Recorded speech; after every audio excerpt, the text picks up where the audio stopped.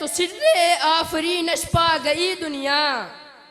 حضور آئے تو سر آفرینش پا گئی دنیا،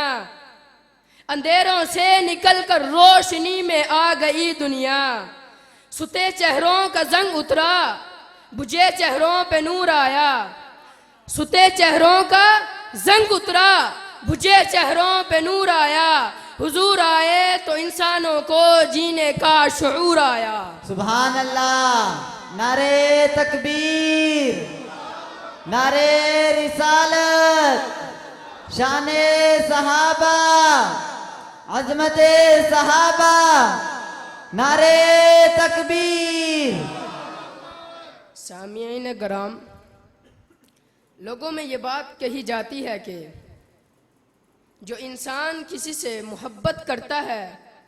تو اس کے 3 بڑے اسباب ہوتے ہیں۔ پہلا یہ کہ اس کے کمال کی وجہ سے اس سے محبت کی جاتی ہے، دوسرا یہ کہ اس کے جمال کی وجہ سے اس سے محبت کی جاتی ہے، تیسرا یہ کہ اس کے احسان کی وجہ سے اس سے محبت کی جاتی ہے۔ میرے دوستو، ہزاروں لوگ ایسے گزرے ہیں جن کو ہم نے نہیں دیکھا، لیکن پھر بھی ہم ان کے کمال کی وجہ سے ان کی تعریف کرتے ہیں اور ان سے محبت رکھتے ہیں۔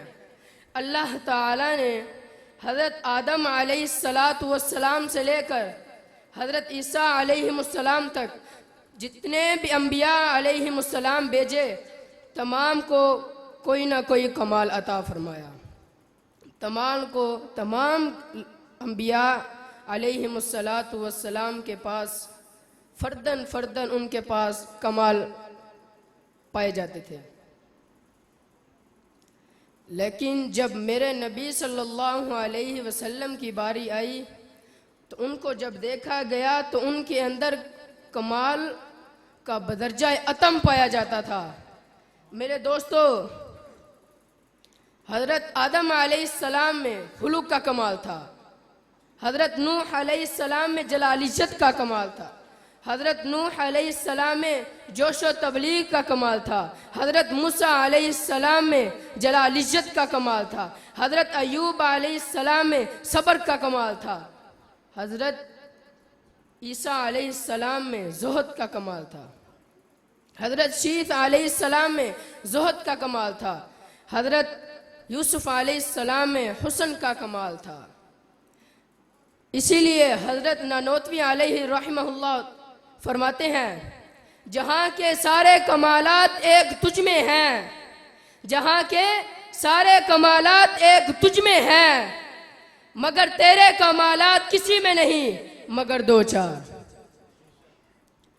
محبت کا دوسرا سبب جمال۔ بعض لوگ کسی سے اس کے جمال و حسن کی وجہ سے اس سے محبت کی جاتی ہے، تو ہم اپنے پیغمبر علیہ السلام سے محبت کیوں نہ کریں کہ جن کے اندر حسن و جمال بدرجہ اتم پایا جاتا تھا، تھوڑا نہیں، زیادہ سے زیادہ بدرجہ اتم پایا جاتا تھا۔ آؤ میرے دوستو، دیکھتے ہیں کہ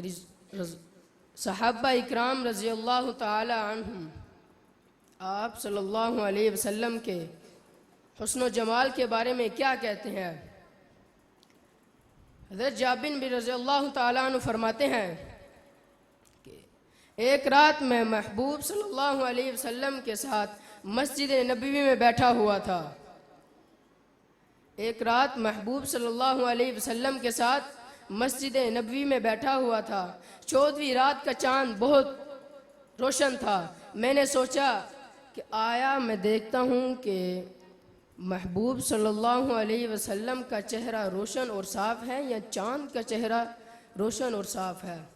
کہتے ہیں ایک نظر نبی کو دیکھا،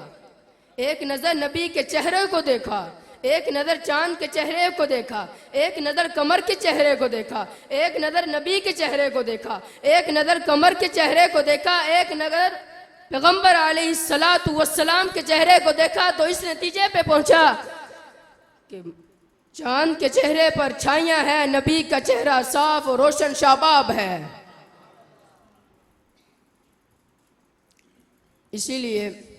حضرت ثابت رضی اللہ تعالیٰ عنہ فرماتے ہیں کہ جب